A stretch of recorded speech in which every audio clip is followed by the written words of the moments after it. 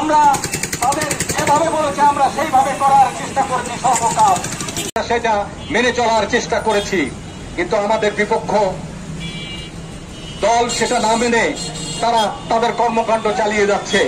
এখন আমি ওই রাজনৈতিক দলের কোনো উদ্যোগ দেখতে পাই না। তাহলে কি আমরা বুঝবো যে আপনারা থেকেই প্রেস ক্লাবে তাদেরকে বসিয়েছেন?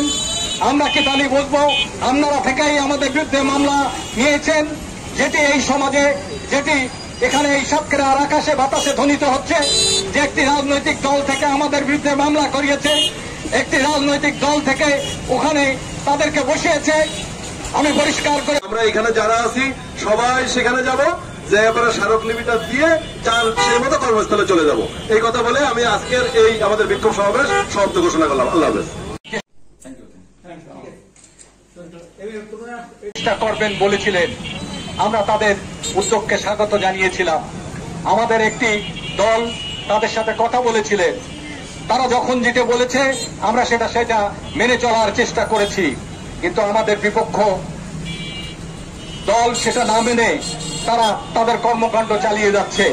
এখন আমি ওই রাজনৈতিক দলের কোনো উদ্যোগ দেখতে পাই না। তাহলে কি আমরা বুঝবো যে আপনারা থেকেই প্রেস ক্লাবে তাদেরকে বসিয়েছেন? আমরা কি তাহলে বুঝবো আপনারা থেকেই আমাদের বিরুদ্ধে মামলা নিয়েছেন? যেটি এই সমাজে, যেটি এখানে এই সাতক্ষীরার আকাশে বাতাসে ধ্বনিত হচ্ছে যে একটি রাজনৈতিক দল থেকে আমাদের বিরুদ্ধে মামলা করিয়েছে, একটি রাজনৈতিক দল থেকে ওখানে তাদেরকে বসিয়েছে। আমি পরিষ্কার করে বলতে চাই, আপনারা তাদের পেছনে থাকবেন না। আমরা এখন এখান থেকে যে ওই প্রেস ক্লাবে বসে আমরা কর্মকাণ্ড করব, কাদের কি করার ক্ষমতা আছে আমরা এটা জানি।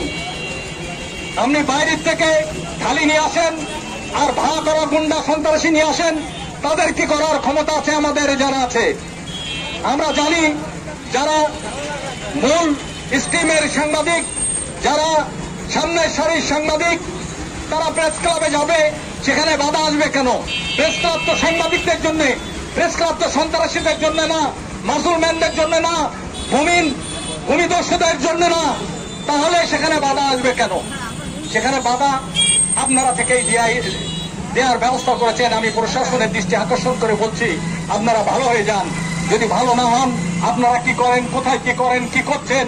অনেকে সাধু পুরুষ সাধেন, অথচ কোথার থেকে দুর্নীতি করছেন, অনিয়ম করছেন, কার বিরুদ্ধে অত্যাচার করছেন, সব আমলনামা আমাদের কাছে আছে।